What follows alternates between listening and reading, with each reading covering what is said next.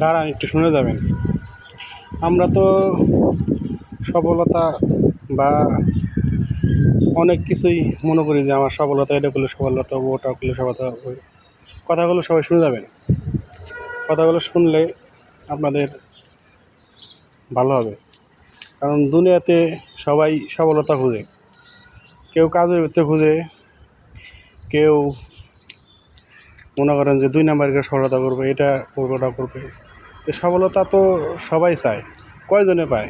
এটা হলে ভাবার জিনিস। কারণ আল্লাহ তাআলা দুনিয়া আপনার একদিকে কেটেই যাবে, একদিকে ফুরিয়ে যাবে। এই জন্য দুনিয়ার সফলতা সবাই চাই, কিন্তু আখিরাতে যে আমাদের সফলতা দরকার আছে, আল্লাহর হুকুম, হুজুর পাক সাল্লাল্লাহু আলাইহি সাল্লামের তরিকা মতো চললে পারে আল্লাহ তাআলা যে আমার আখিরাতে একটা সফলতা দিবে। আমরা যদি আল্লাহর হুকুম, হুজুর সাল্লাল্লাহু আলাইহি সাল্লামের তরিকা চলতে পারি, আল্লাহ তাআলা আমাকে